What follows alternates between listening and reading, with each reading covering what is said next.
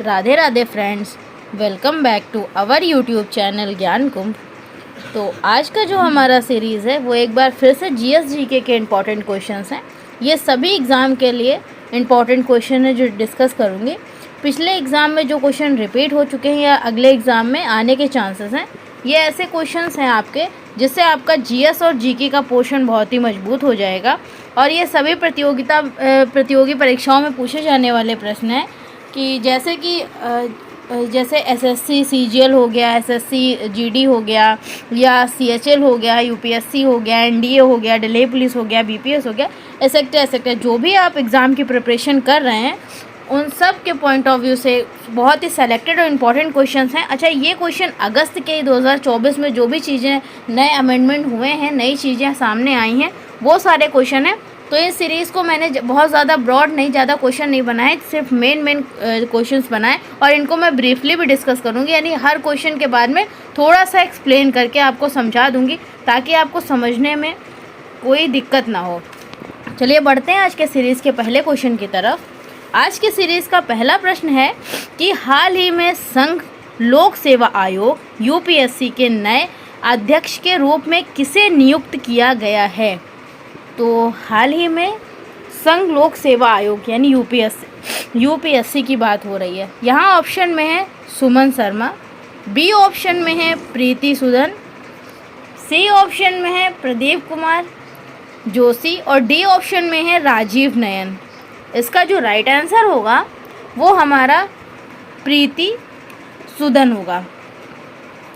ये कहा गया है कि 31 जुलाई 2024 को, अभी जो 31 जुलाई 2024 को राष्ट्रपति जो हमारी द्रौपदी मुर्मू जी हैं, इन्होंने ये जो है 1983 बैच की आईएएस अधिकारी और पूर्व केंद्रीय स्वास्थ्य सचिव प्रीति सूदन को संघ लोक सेवा आयोग का नया अध्यक्ष नियुक्त किया है।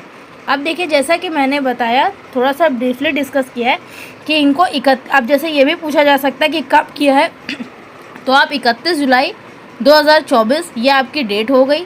उसके बाद में ये जो है 1983 बैच की आईएएस अधिकारी हैं, यानी ये जो आईएएस अधिकारी भी हैं, उसके साथ साथ पूर्व केंद्रीय स्वास्थ्य सचिव, यानी अगर ऐसा ही पूछा जा सकता है कि पूर्व केंद्रीय स्वास्थ्य सचिव में पूछा गया क्वेश्चन, तो इसमें आप प्रीति सूदन जी को मार्क कर सकते हैं। तो ये जो यूपीएससी है उसके नई जो है अध्यक्ष नियुक्त की गई हैं। क्वेश्चन नंबर सेकंड है कि हाल ही में किस मंत्रालय ने राष्ट्रीय प्रशिक्षुता और प्रशिक्षण योजना NATS 2.0 पोर्टल लॉन्च किया है। यहाँ देखिए, ऑप्शन में है शहरी विकास मंत्रालय, बी ऑप्शन में गृह मंत्रालय, सी ऑप्शन में शिक्षा मंत्रालय, डी ऑप्शन में रक्षा मंत्रालय। इसका जो राइट आंसर हमारा है वो शिक्षा मंत्रालय है।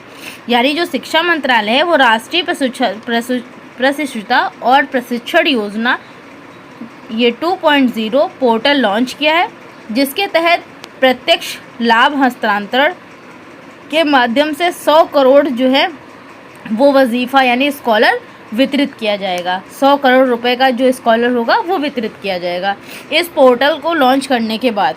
ये पोर्टल का मेन मिशन यही है। नेक्स्ट क्वेश्चन है आज के सीरीज़ का कि हाल ही में किस सशस्त्र बल ने इलेक्ट्रॉनिक सेवा, ई स्वास्थ्य सहायता और टेली परामर्श, ई सेहत मॉड्यूल लॉन्च किया है।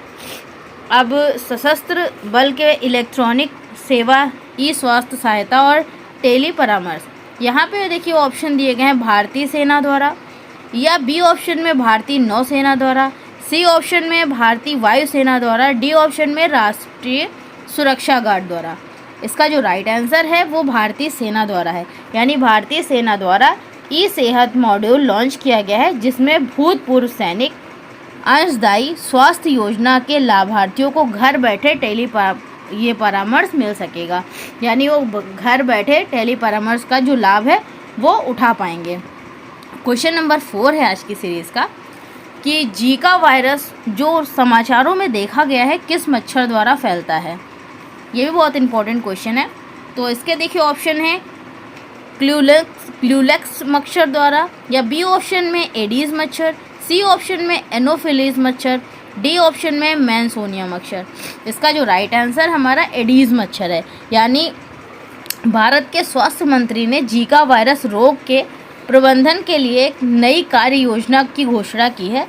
जीका मच्छर जनित ये जो है आरएन वायरस है, यानी एक प्रकार का ये आरएनए वायरस है जो है स्वास्थ्य मंत्री ने इसको जीका वायरस प्रबंधन के लिए एक नई कार्य योजना की घोषणा की है। अब इसके तहत नए नए कार्य किए जाएंगे। क्वेश्चन नंबर 5 है कि हाल ही में खबरों में रहा कृष्णराज सागर बांध यानी KRS बांध किस राज्य में स्थित है? ऑप्शन इज है कर्नाटक में, B option Tamil Nadu, C option में है गुजरात और डी ऑप्शन में है केरल। इसका जो राइट आंसर हमारा है वो कर्नाटक है। यानी कावेरी बेसिन में भारी बारिश के कारण कृष्णराज सागर बांध में पानी की निकासी बढ़ गई है और इसमें अत्यधिक जल भराव हो गया है। तो ये कृष्ण सागर बांध जो है वो कर्नाटक राज्य में स्थित है। क्वेश्चन नंबर 6 है कि हाल ही में किस मंत्रालय ने लोकसभा में भारतीय वायुयान विधेयक 2024 पेश किया है?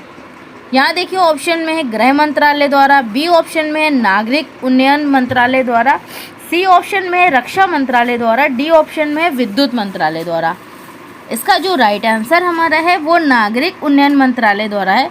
यानी भारतीय वायुयान विधेयक 2024 को केंद्रीय नागरिक उन्नयन मंत्री ने लोकसभा में पेश किया है। फिर हमारे आज के सीरीज़ का नेक्स्ट क्वेश्चन नंबर 7 है विश्व फेफड़ा कैंसर दिवस 2024 का विषय क्या है? देखिए कुछ ऐसे क्वेश्चन भी आते हैं जो आपके सेलेक्टेड होते हैं कि इनमें से अनुयायी ये दिए गए हैं इसको मैच करने के लिए, और या इस तरीके के भी क्वेश्चन आते हैं कि इस विषय पर टिप्पणी करिए, तो आपको MCQs में उसको टिक करना मार्क करना होता है। तो यहाँ पे इसी तरीके का एक क्वेश्चन है। तो इसके देखिए ऑप्शन दिए गए हैं रोकथाम की एक सांस लंबी अवधि में अस्तित्व पर उम्मीद से बेहतर, या बी ऑप्शन में फेफड़ों में कैंसर को रोकने के उपाय, सी ऑप्शन में अपने फेफड़ों की देखभाल करें, या डी ऑप्शन पे देखभाल की कमी को दूर करें, हर किसी को कैंसर देखभाल तक पहुंचने का हक है। इसका जो राइट आंसर हमारा है वो है देखभाल की कमी को दूर करें, हर किसी को कैंसर देखभाल तक पहुंचने का हक है। अब देखिए यहाँ पे कब मनाया जाता है, इसकी पहले तो मैं डेट बता देती हूँ। तो 1 अगस्त को ये मनाया जाता है विश्व फेफड़ा कैंसर दिवस। अब ये 1 अगस्त को मनाया जाने वाला विश्व फेफड़ा कैंसर दिवस ये जो है फेफड़ों के कैंसर के बारे में जागरूकता बढ़ाता है। इससे प्रभाव को उजागर करता है, लोगों में जागरूकता पैदा करता है और लोगों में सुझाव देता है।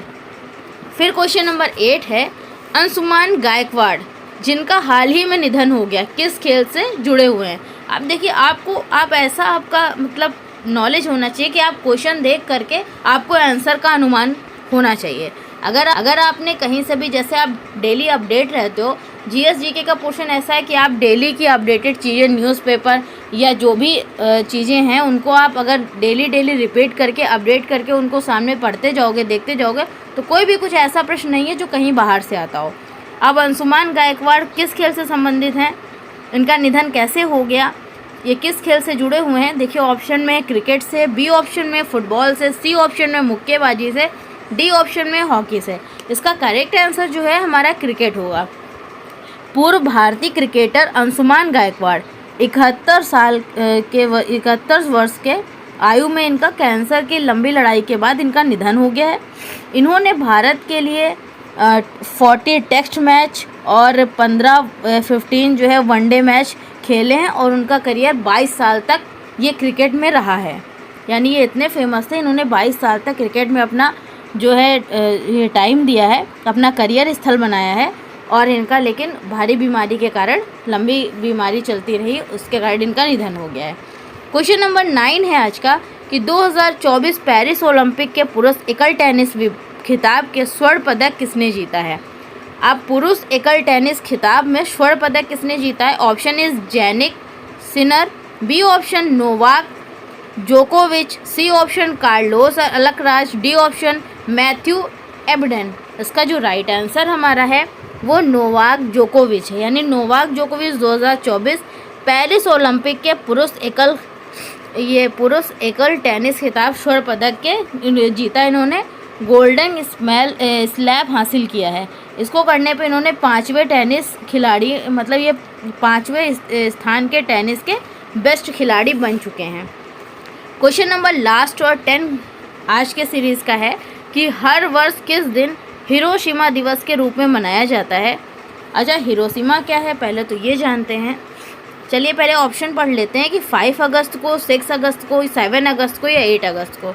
इसका जो राइट आंसर हमारा है वो 6 अगस्त है, यानी 6 अगस्त को मनाया जाने वाला हिरोशिमा दिवस ये 6 अगस्त 1945 को अमेरिका द्वारा जापान के हिरोशिमा पर परमाणु बम गिराए जाने के कारण इसकी याद में, यानी जो अमेरिका से जापान में परमाणु बम गिराए गए हैं उसकी याद में, उसको गिराए जाने के कारण उसकी याद में ये चीज़ मनाई जाती है हिरोशिमा दिवस के रूप में हर साल 6 अगस्त को। तो आज के सीरीज़ के जो 10 क्वेश्चंस थे जीएस जीके के, वो मैंने ब्रॉड डिस्कस कर लिया, उसको एक्सप्लेन भी कर दिया है। अगर किसी तरीके की आपको और जानकारी चाहिए तो कमेंट बॉक्स में कमेंट करिएगा। और पूरे वीडियो को वॉच करने के लिए आपका बहुत बहुत धन्यवाद, बहुत बहुत शुक्रिया। Thanks for watching, thanks for supporting. और लाइक करिएगा प्लीज़, वीडियो को शेयर करिएगा ताकि मैं और नए चीज़ें आपके सामने लाती रहूँ। Thank you so much.